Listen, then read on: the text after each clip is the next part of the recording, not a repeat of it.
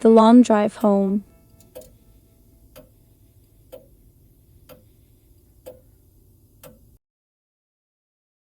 Chapter 1. Lost in the Haze.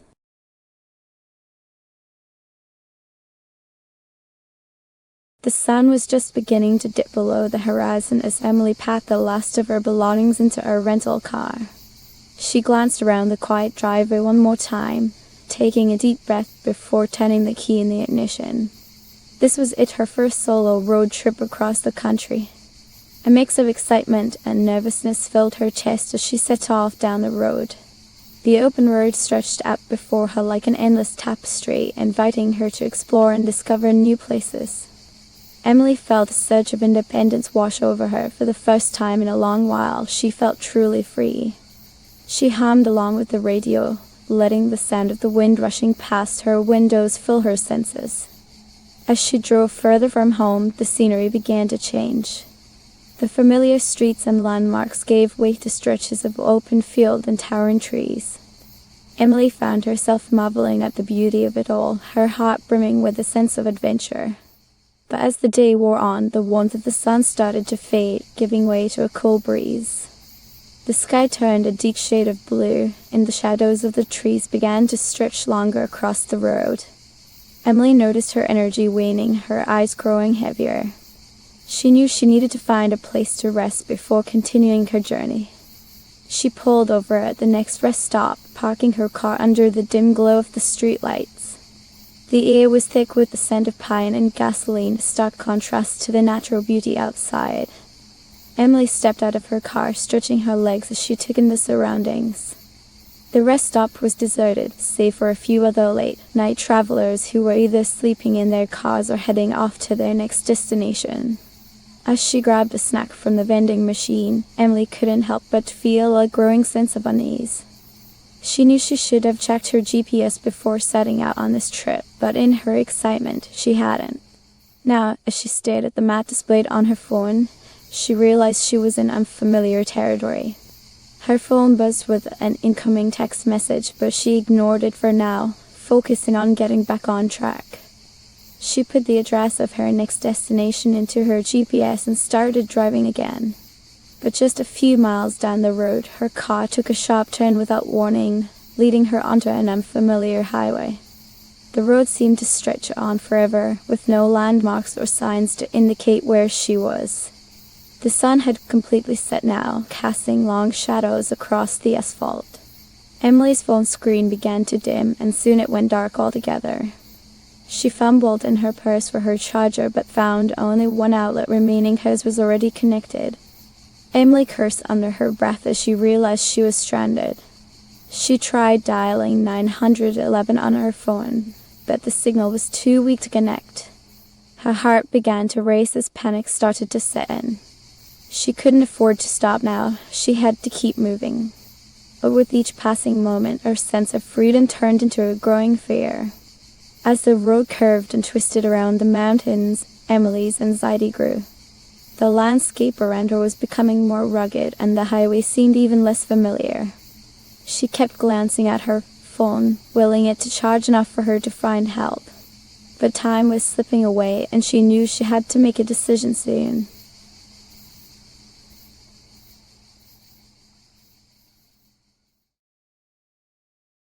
Chapter 2. The Shadow in the Rear View. Emily tried to shake off the feeling of unease that had been creeping over her since losing signal on her phone. She needed to stay focused. There was no sense in panicking now. She adjusted her seatbelt and turned on her headlights, hoping they would illuminate the winding road ahead. As she drove deeper into the night, Emily's anxiety began to rise. The once familiar roads had become a maze of twists and turns, and she felt increasingly disoriented. She decided to follow the car in front of her, thinking that it might lead her back to civilization. But as she kept her eyes on the car ahead, Emily noticed something strange. Whenever she tried to make out the driver's face, it seemed to disappear into the darkness. It was like trying to catch a shadow on the move, always just beyond reach.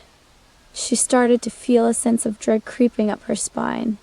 She pulled over to the side of the road and turned off her headlights, hoping to get a better look at the car ahead. The road was in poor condition, with potholes and cracks forming an uneven path. Emily's car jolted every few seconds as it hit one of these imperfections. She glanced in her rearview mirror but saw nothing. As she continued to follow the mysterious car, the feeling of being watched grew stronger. Emily's heart pounded in her chest, and she felt a cold sweat break out on her forehead. She knew she needed to get off this road, but she didn't know which way to go. Her GPS was still dead, and her phone battery was quickly dwindling. She decided to turn around and head back the way she had come. But as soon as she started driving in reverse, Emily felt an overwhelming sense of dread. The car that had been following her seemed to have vanished, leaving her alone on the empty road. She sped up, hoping to outrun whatever it was that was chasing her. But the feeling of being watched never went away. Every time she glanced in her rearview mirror, she thought she saw a figure standing in the shadows at the side of the road. Emily's mind started to race with thoughts of what might be out there. Was it a harmless mistake, or something more sinister? As the night grew darker, Emily's fear began to overshadow her excitement for the trip. She couldn't shake the feeling that someone or something was following her. The air seemed thick and oppressive, as if it were closing in around her. She took another wrong turn, hoping that it would bring her closer to civilization. But as she drove deeper into the unknown, Emily's anxiety grew and her doubts began to surface. She started to wonder if she was just paranoid or if there was indeed something out there watching her. The feeling of being lost in a labyrinth of eerie roads deepened her sense of isolation. Emily clenched her hands on the steering wheel, trying to stay calm. She knew that panicking would only make things worse. But as she continued to drive through the darkness, the sense of dread grew stronger, making her question whether she would ever find her way back home.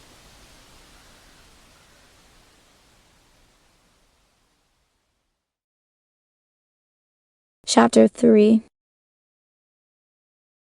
The Final Destination. As the endless stretch of Eerie road seemed to have no end, Emily's hope began to wane. She finally spotted a sign indicating a small town up ahead. Desperation fueled her determination. This had to be a beacon of safety after all the darkness she had endured.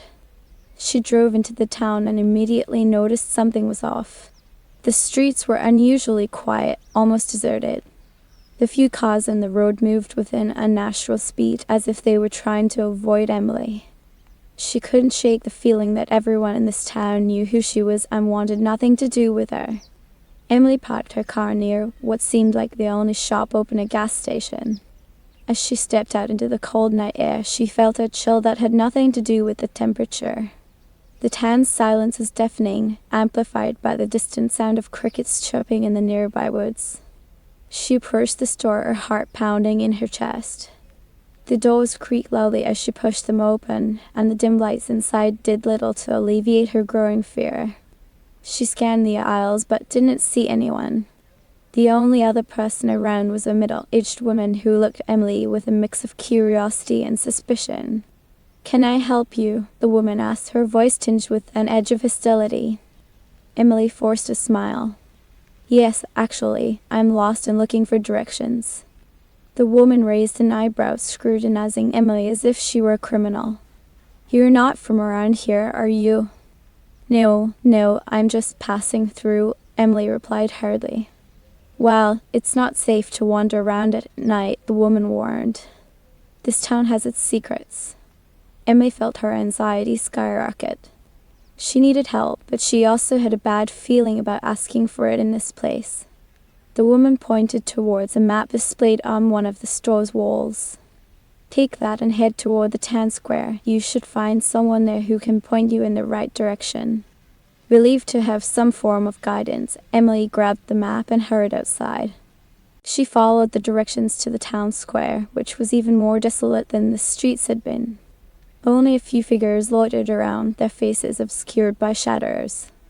As Emily approached the group, she noticed their eyes following her movement. They didn't seem friendly, and she could almost feel their stares piercing through her skin. She forced herself to stand tall and not let them intimidate her. One of the men finally stepped forward, his voice low and menacing. "What are you doing here?" Emily tried to sound confident. "I'm just passing through and got lost." He scrutinized her for a moment before nodding. "All right, follow me," he commanded. He led Emily away from the square and down a narrow alleyway. The darkness was even more oppressive here, as if it were closing in on them. They reached a dilapidated house at the end of the alley. The man pushed open the creaking door and motioned for Emily to enter. Inside, the air was thick with an odor she couldn't quite place. It was as if the house had absorbed all the sadness and fear of its inhabitants over the years. The man gestured toward a chair in the corner. "Sit," he ordered. Emily obeyed, her heart racing as she realized she might be trapped. The man took a seat across from her, his face still partially hidden by the shadows cast by the dim light. He exhaled deeply and then spoke, his voice carrying an eerie calmness that sent chills down Emily's spine. "You're in deep trouble, girl," he said softly. "But don't worry, I can help you." Emily's eyes widened in fear. She didn't know whether to trust the stranger or not.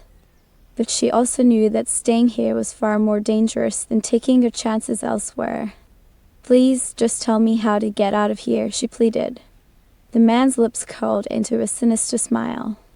"It's simple. You follow my directions exactly and stay away from certain places. Do that, and you'll be fine." Emily nodded, trying to suppress the dread pulling in her stomach. She needed to get back home, and she would do whatever it took to make that happen. "All right," she whispered. "What do I need to do?" The man leaned closer, his voice almost a whisper. "Stay off certain roads, don't go near the woods at night, and most importantly, don't trust anyone who looks suspicious." Emily's eyes darted around, taking in her surroundings. She couldn't tell if this man was playing some sort of sick game or if he genuinely wanted to help her.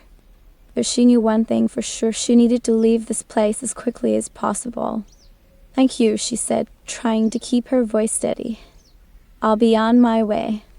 The man nodded and rose from his seat. "Be careful out there."